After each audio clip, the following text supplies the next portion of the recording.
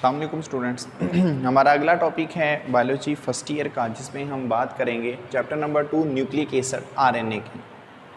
देखिए nucleic acid हम इसका पहले भी जिक्र कर चुके हैं कि बेसिकली तौर पर ये एक ऐसी स्ट्रक्चर होती है जो न्यूक्लियस के इनसाइड होती है, इनसाइड न्यूक्लियस है। इसकी आगे 2 टाइप्स होती हैं।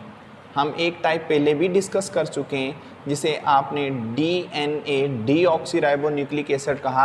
अब हम बात करेंगे आरएनए की, जिसको बेसिकली तौर पर क्या कहा जा रहा है, राइबो न्यूक्लिक एसिड कहा जा रहा है।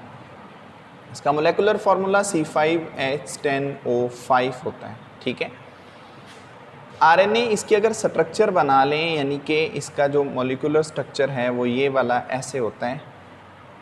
5 कॉर्नर शुगर होती हैं, H OH होता है, यहाँ पर H, यहाँ OH, OH, H, CH2OH और यहाँ पर H मौजूद होता है। ठीक है, आरएनए ये भी जिस चीज़ का बना होता है पॉलीन्यूक्लियोटाइड होता है। ये जब ये पॉलीन्यूक्लियोटाइड होता है तो इसका एक सिंगल स्ट्रैंड होता है, ये सिंगल स्ट्रैंडेड होते हैं। ठीक है, इन्हें न्यूक्लियोलस के अंदर बनाया जाता है, वहीं इन्हें स्टोर किया जाता होता है, फिर वहाँ से इन्हें आगे भेज दिया जाता है साइटोप्लाज्म के अंदर। तो आरएनए इनके अंदर जो न्यूक्लियोटाइड होते हैं उनमें नाइट्रोजनस जो बेसिस होती हैं गुवानिन, साइटोसिन, एडेनिन और यूरासिल होती है, यानी कि जो थायामिन होती है वो रिप्लेस हो जाती है यूरासिल के साथ। ठीक है, तो एक ही स्ट्रैंड इनका मौजूद होता है, वो सीधा एक स्ट्रैंड इस तरह से बना हुआ होता है जो 5 to 3 डायरेक्शन मूव कर रहा होता है। तो ये असल में एक आरएनए होता है। आरएनए ये जो चीज़ प्रिपेयर्ड हो रही है, ये असल में आरएनए कहाँ से बनता है, ये डीएनए से आगे कॉपी होता है। तो जब डीएनए से आगे कॉपी करवा के बनाया जा रहा होता है तो इस अमल को हम नाम देते हैं किसका, ट्रांसक्रिप्शन का। यही आरएनए फिर आगे क्या करता है, प्रोटीन्स को बनवाता है। जब ये आगे प्रोटीन्स की फॉर्मेशन करता है तो हम उसको कहते हैं ट्रांसलेशन। अब उस प्रोटीन की फॉर्मेशन में आरएनए 3 तरह के यूज़ होते हैं। ये 3 टाइप हैं जो यहाँ पर यूज़ होंगे किस मकसद के लिए, प्रोटीन्स की प्रिपरेशन के लिए, ये प्रोटीन की फॉर्मेशन के लिए इस्तेमाल हो रहे होते हैं। पहला आरएनए मैसेंजर आरएनए कहलाता है, जो बेसिकली तौर पर मैसेज लेता है किससे, न्यूक्लियस। न्यूक्लियस में कौन सी चीज़ मौजूद होती है, डीएनए। जब डीएनए अपनी इंस्ट्रक्शन जो सी है वो भेजता है किसको, राइबोसोम्स को, तो वो डायरेक्ट नहीं भेजता, बल्कि वो बेसिकली तौर पर एक ऐसा स्ट्रक्चर होता है जो राइबोसोम्स के पास मैसेज लेके जाता है किस मकसद के लिए, प्रोटीन्स की फॉर्मेशन के लिए।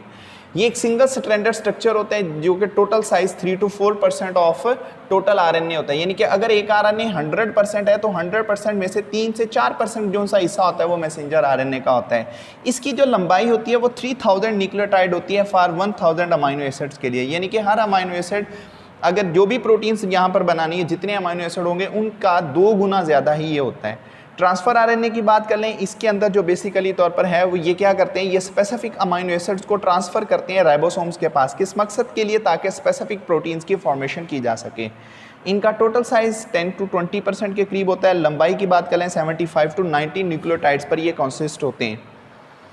तो इसके अंदर यानी कि जो ट्रांसफ़र आरएनए, इनकी खुद की टाइप्स कितनी होती हैं, 20 अमाइनो एसिड के लिए इनकी 20 टाइप्स मौजूद होती हैं। आखिरी जो स्ट्रक्चर होती है इसे हम राइबोसोमल आरएनए कहते हैं। राइबोसोमल आरएनए क्या करता है, जो स्पेसिफिक अमाइनो एसिड्स होते हैं उनको बाइंड करता है, जिसकी वजह से स्पेसिफिक प्रोटीन्स बनती हैं। इनका साइज सबसे ज़्यादा होता है, ये 80% के करीब होते हैं। केमिकल कंपोजिशंस के लिहाज से देखा जाए तो राइबोसोमल आरएनए में आरएनए भी मौजूद होता है, लेकिन उसके साथ साथ यहाँ पर प्रोटीन्स भी मौजूद होती हैं। यही प्रोटीन्स और आरएनए मिलकर जिस चीज़ को बनाते हैं वो राइबोसोमल आरएनए होते हैं, जो बेसिकली तौर पर मैसेंजर आरएनए के ऊपर जो भेजी गई ट्रांसफ़र आरएनए ने जो अमाइनो एसिड्स होते हैं उन्हें आपस में असेंबल्ड करते हैं। उनकी असेंबलेज की बुनियाद पर एक लॉन्ग स्ट्रक्चर प्रिपेयर्ड होती है, उस लॉन्ग स्ट्रक्चर को नाम दिया जाता है किसका, प्रोटीन्स का। तो प्रोटीन्स की फॉर्मेशन के लिए जो बेसिकली तौर पर इन्वॉल्व होते हैं, ये 3 कैटेगरीज होती हैं आरएनए की, जिसमें मैसेंजर आरएनए, ट्रांसफ़र और राइबोसोमल आरएनए होते हैं। ये आपस में मिलते हैं, तब हम कहते हैं ये क्या हो रही है, ट्रांसलेशन हो रही है। ये ट्रांसलेशन बेसिकली किसकी थी, डीएनए की थी। तो डीएनए जब भी अपनी इंस्ट्रक्शन देता है वो आरएनए को बनवाता है, पहले आरएनए को देता है, आरएनए फिर उसको आगे लेके जाता है, और यही आरएनए की जो टाइप्स होती हैं इन्हें न्यूक्लियोलस में ही प्रिपेयर किया जा रहा होता है, वहां से फिर ये आगे भेजे जाते हैं बाहर की जानब। ठीक हो गया।